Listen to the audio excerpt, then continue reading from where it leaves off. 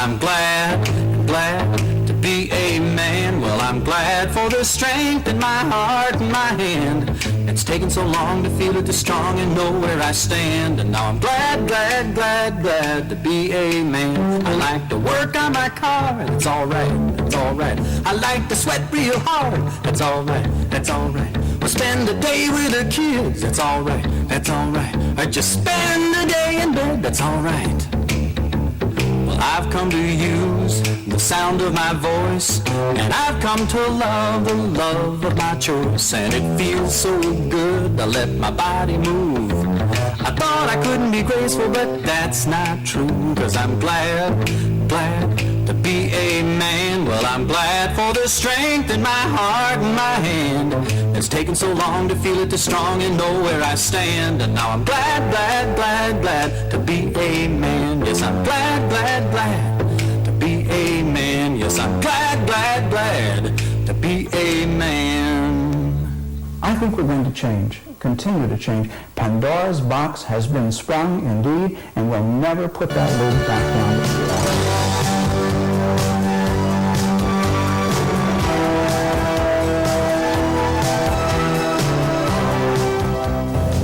Men today are faced with confusing images about masculinity, split between Rambo on one side and the wimp on the other. In a world that's so rapidly changed, there needs to be more discussion about men's changing roles. I'm Randy Crutcher, an activist in the men's movement, and I'll be guiding you through an exploration of manhood and the male role. Ever since I was a young boy, I've experienced a tension between how I was expected to perform and who I really was, how I felt inside, and how I presented myself to other boys, girls, women, and men.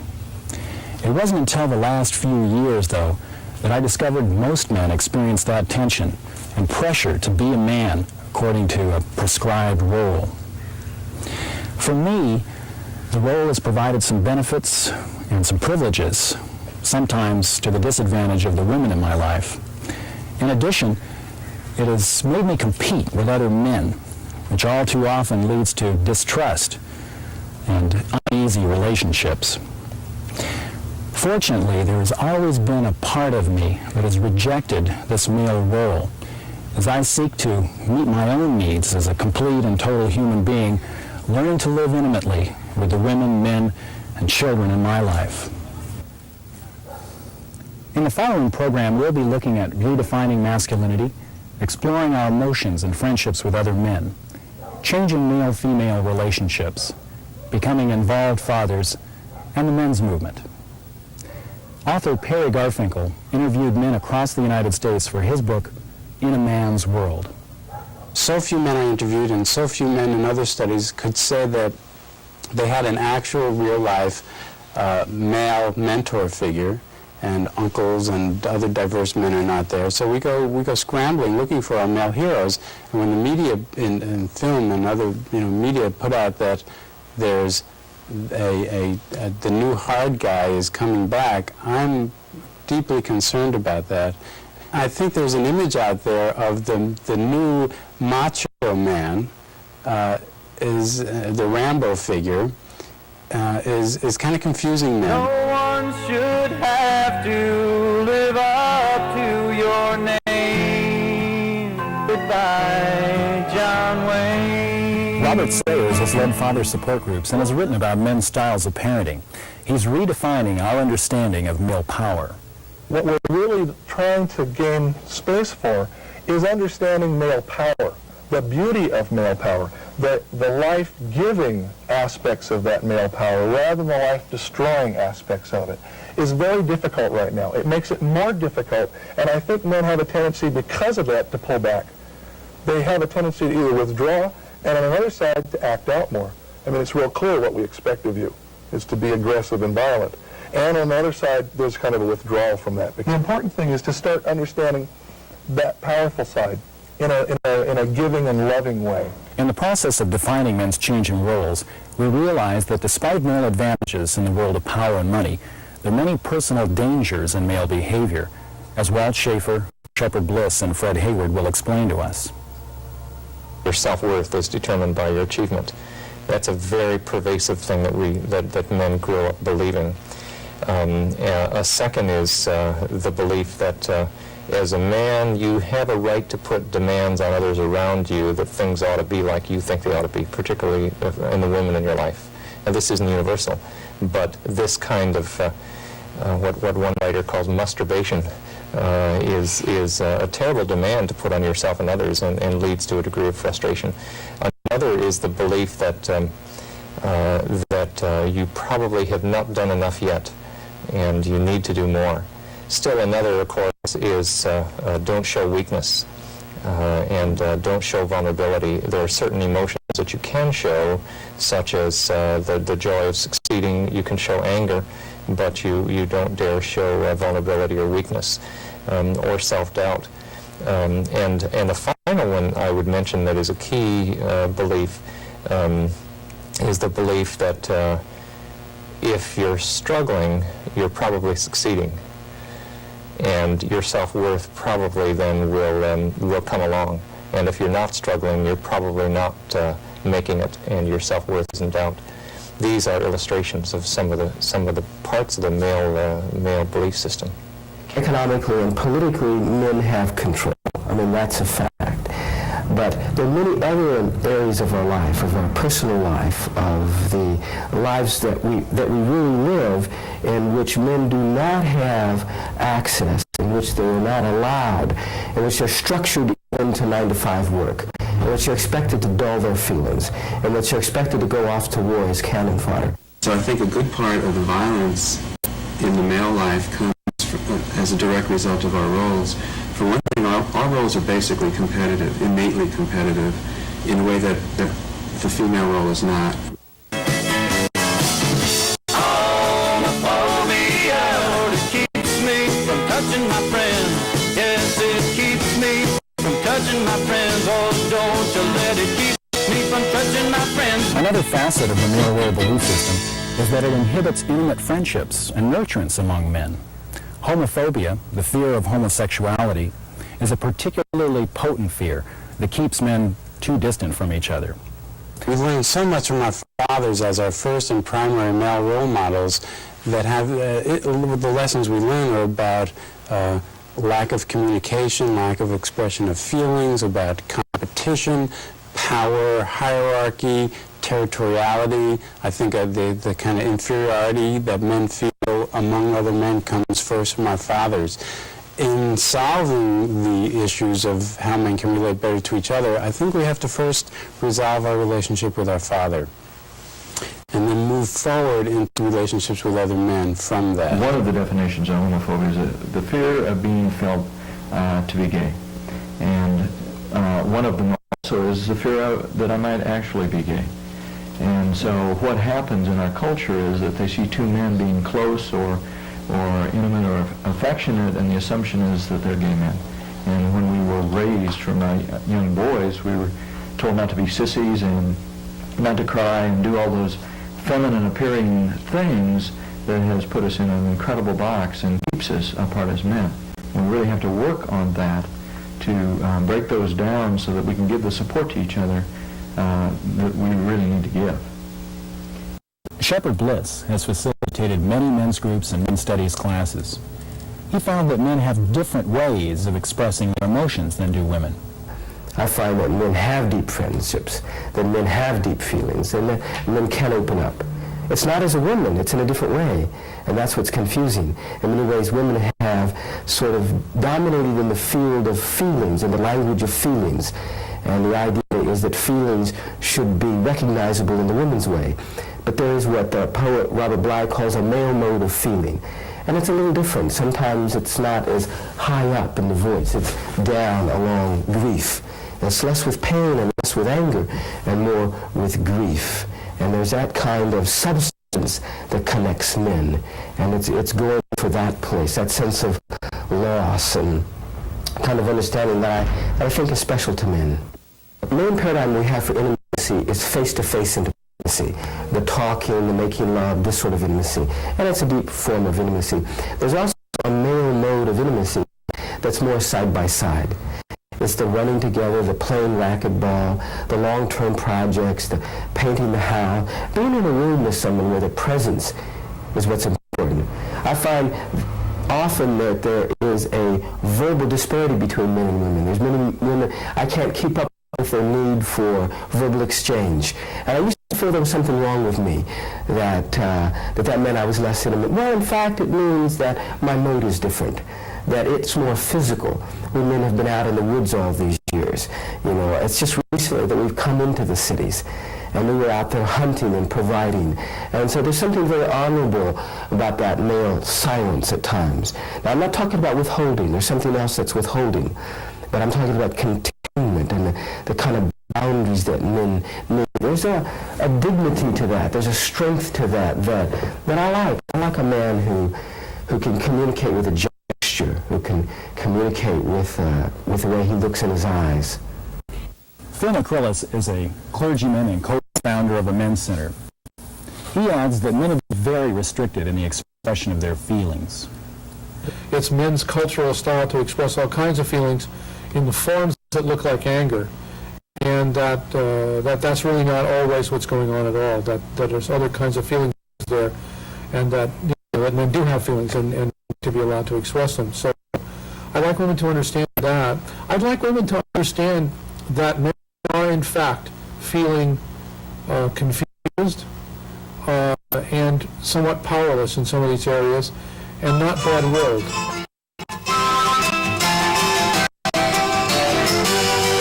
You're just my type. Whatever you do, you're not perfect. You're better. You're real.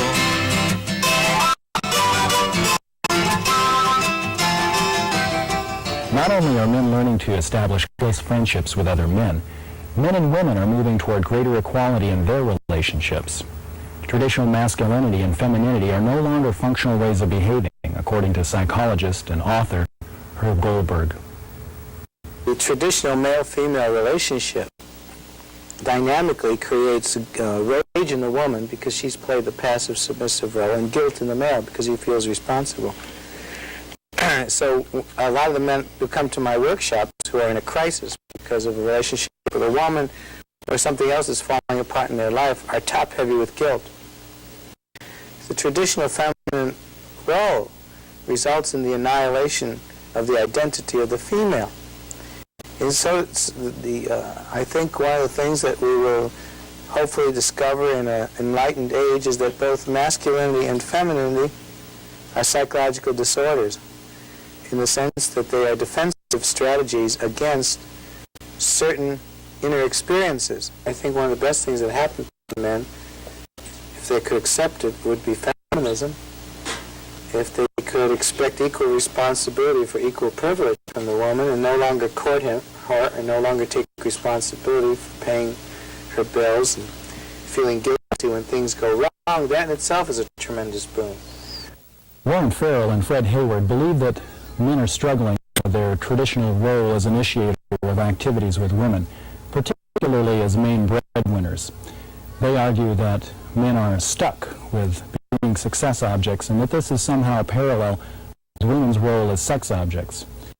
Warren Farrell is author of 2 books, one of which is Why Men Are the Way They Are, and Fred Hayward is director of Men's Rights, Inc. Both sexes have the experience of powerlessness and power, and we've made a mistake in the last 15 years of focusing on female powerlessness, taking a magnifying glass to that, and then making a false assumption that men have the power that women don't have, as opposed to understanding that both sexes have their own experiences of power and powerlessness. And the way relationships start with the man initiating, the man goes over to the woman, starts a conversation, and she is essentially in her silence saying, I didn't have the slightest intention of having a relationship with you. You came over to me. And whether she knows it or not, she really has the power, and she doesn't really exercise it. She's got her own set of insecurities. But what's going on in the man's mind is a sense of powerlessness. My job is to figure out what she wants in a man and show her that that's what I am. Show her I'm not just one of those other guys, and I'm better than those other guys. And I can live up to her standard, her definition of what a man should be. Sexuality is another charged area of male-female relationships that Herb Goldberg thinks is contaminated by the male performance ethic. You know, you ask a person, how's your sex life? How do you like sex? How many times a week do you like to do it? Do you like to do it more than she likes to do it? Those are all very dehumanized and depersonalized questions. And yet, we have created this fantasy of a sex life. There is no such thing as a sex life. There is our sexual response. Masters and Johnson reinforced that mechanistic orientation and the notion that we develop so-called symptoms because of malfunctioning in our learning, for example. Holistic views of the future of gender roles are expressed by professor and author Clyde Franklin and by Gordon Clay, co-chair of the National Organization for Changing Men. Black males didn't have any difficulty assuming traditional female roles. Black women didn't have any difficulty assuming traditional male roles. But after the black movement, I believe that we've had tremendous retrenchment on the parts of black males and black females. I wish the black men would allow their natural androgyny to flower again. I see the future with masculinity and femininity giving us the opportunity as men and as women to access all of the emotions at different times, whenever it is appropriate to feel some masculine traits, whenever it's appropriate to feel some of the feminine traits, to be free to access and be familiar with those emotions so that we can access them at any time. I'm a father now, that's my job. Sometimes it feels so very hard. I'm a father now. Yes, I do other things, but most important, I'm a father now. Another major theme in discussions and books about men is the importance of fathering, as discussed by Clay Kennedy, Shepard Bliss, and David Givens.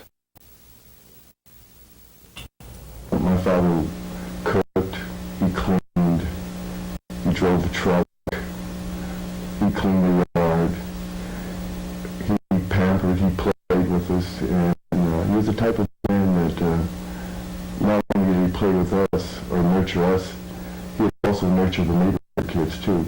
So our yard was always full of kids.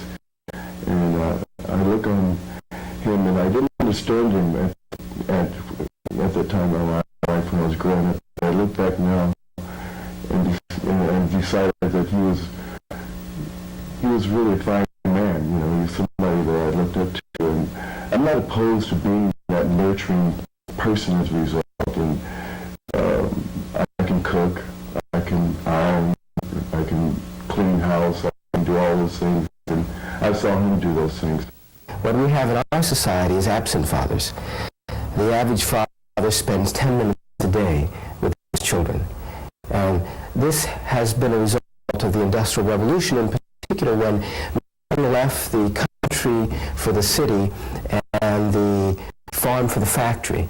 So we need to bring men back to the families. We need to honor men and that role, to be with children, to take care of them, to provide for them. We are daily being bombarded with a new nurturing image of men in our society. If we establish now this tracking, starting in the home, that it's all right to be gentle and nurturing, that boys can cry, it's a natural outlet of the body. Why do men have a 400% higher heart attack rate than do women? Because they're told to keep it all inside.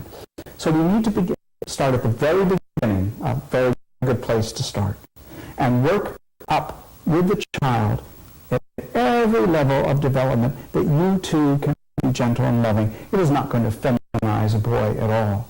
I argue that when you allow a boy to be gentle and kind and nurturing, he is adding to his masculinity rather than detracting from it.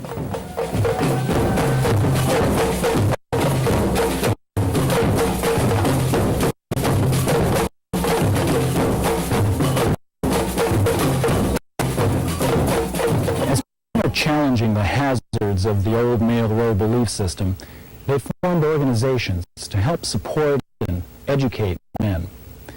In this last section of our program, a number of men active in the men's movement will describe the various forms this movement is taking.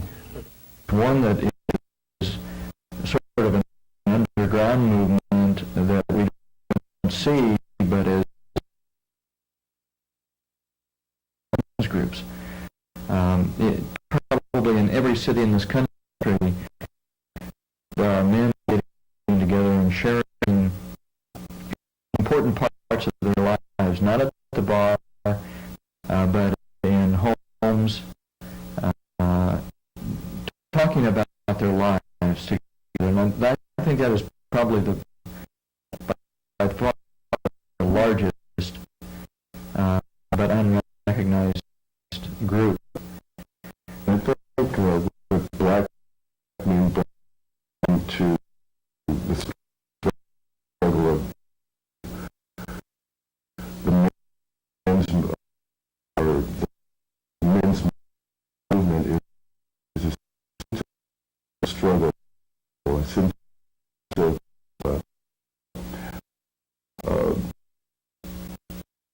survival.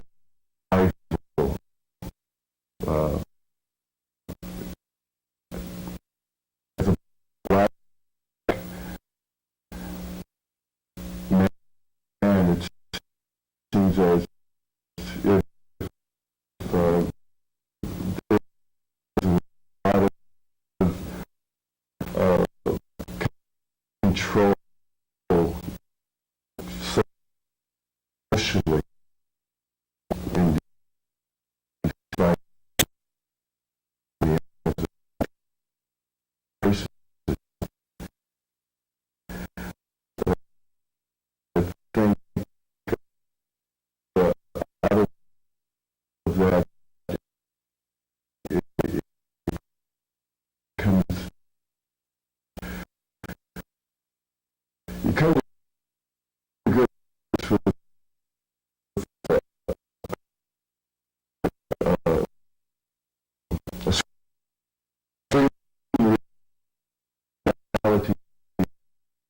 that you want to be different, you want to be complete.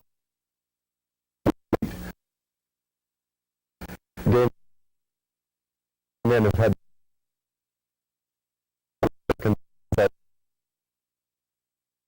themselves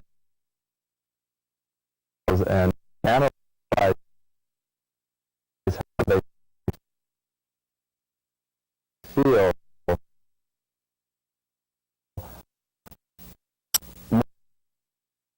more so perhaps and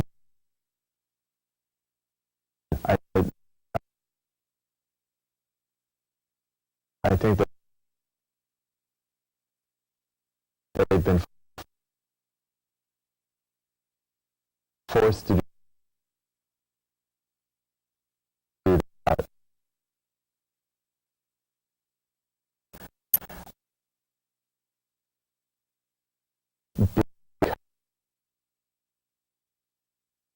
Because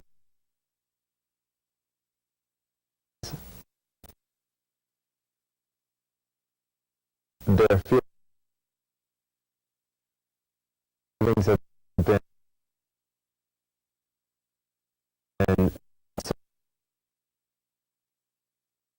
so classified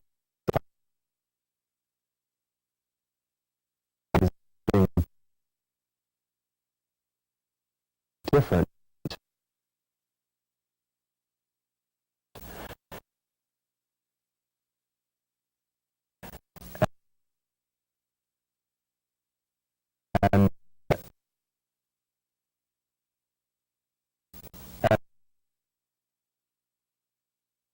And they've been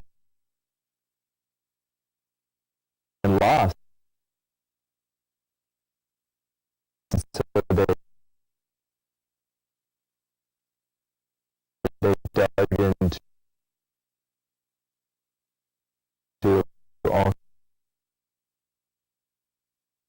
kinds of different literature.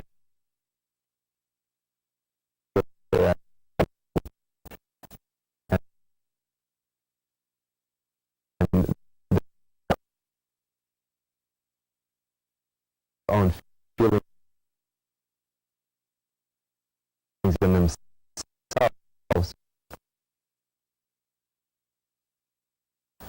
And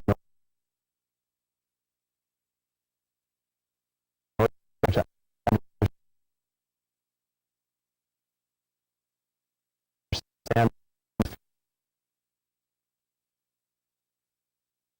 feelings that they have.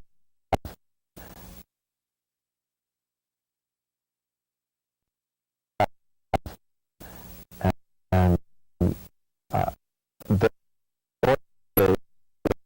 had to understand themselves and the world more.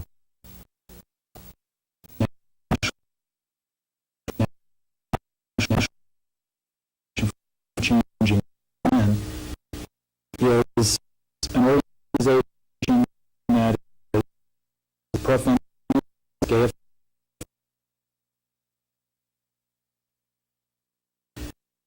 Recognizes that men right now that there is no other option but to change, given the pressures of this and the economics that are changing right now.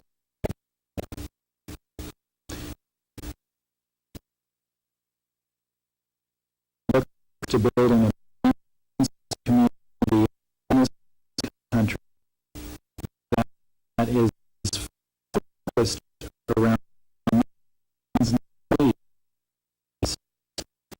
and men's needs in the area of fathering, men's needs in the area of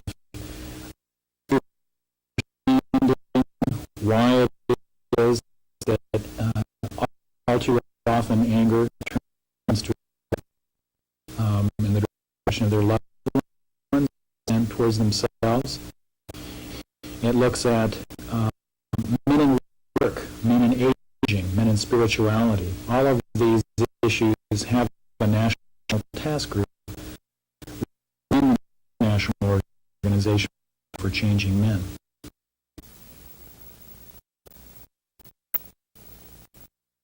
The National Congress for Men is a national organization comprised primarily of individuals interested in issues of fatherhood after divorce. But we should not be thought of as just a father's rights organization, because we view and we try to demonstrate that fathers' problems of divorce are manifestations of bigger problems that men face in this society.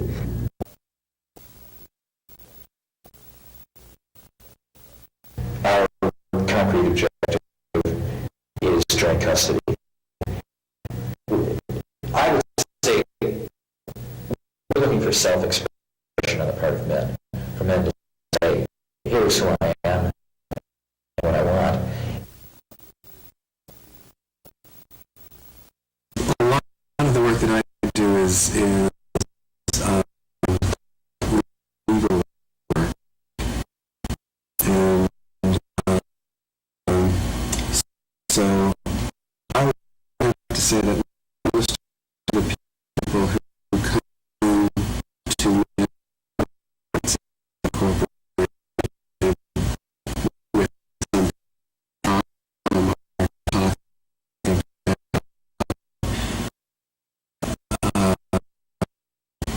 access to children,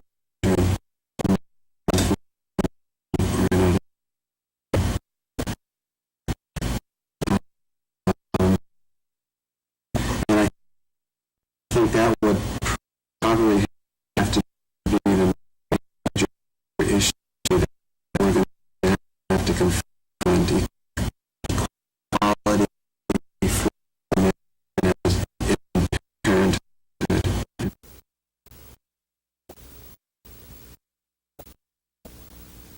Studies is a field that draws on the methodology of these and other areas such as literature,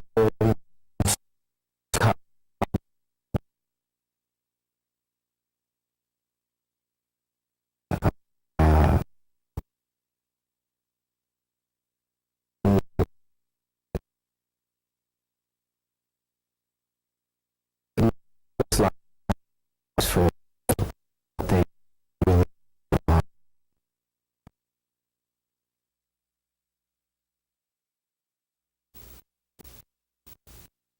I'm Alan Cash, and I'm working with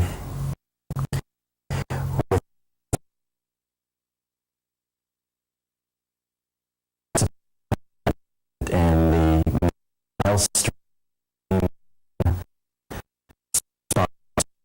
movement for men workshops here in San Francisco area. Stand back to back is one of the ways that we work fundamentally with both the awareness of actual physical feeling of how men back each other up.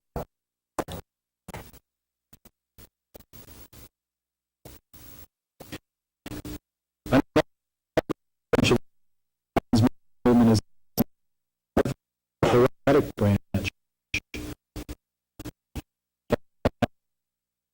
involved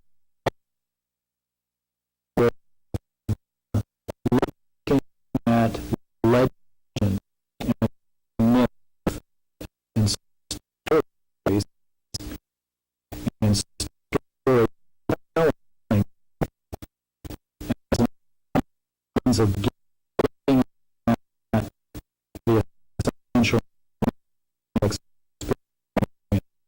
what it is to be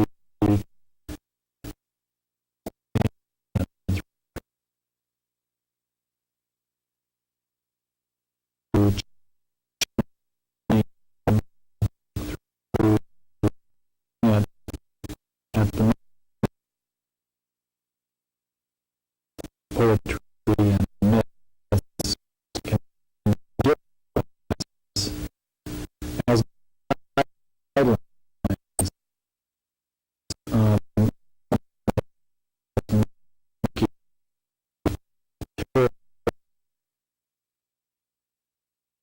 a chart and call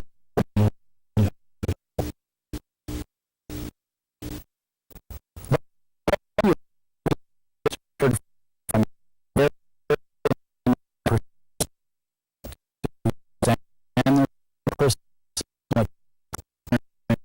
experiences with what it today. And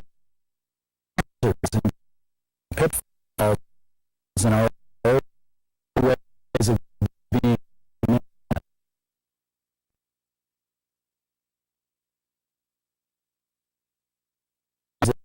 and delight.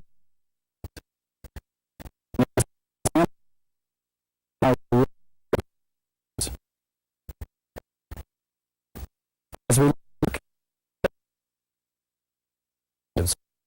we can hold on to the personal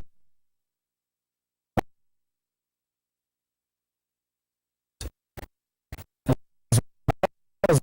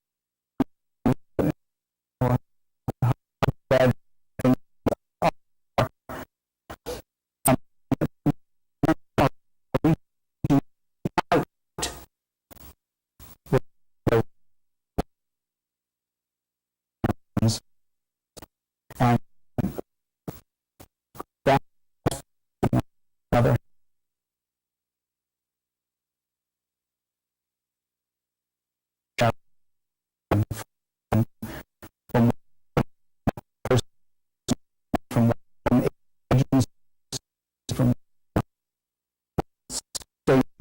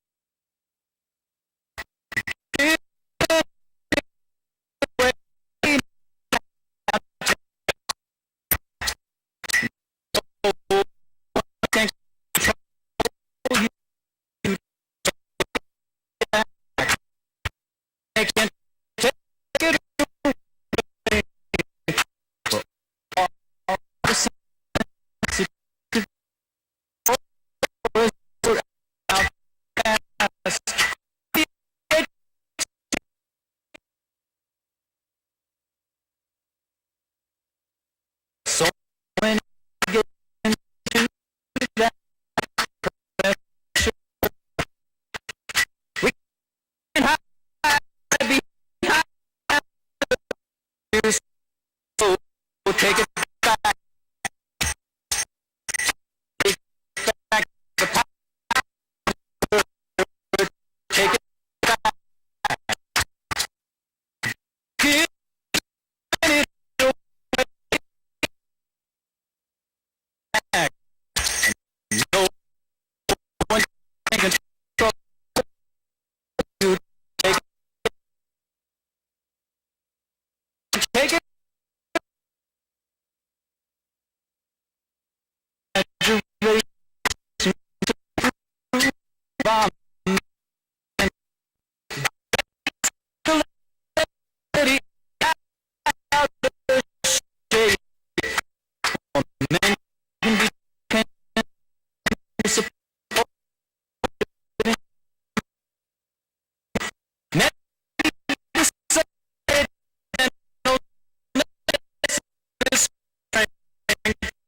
So take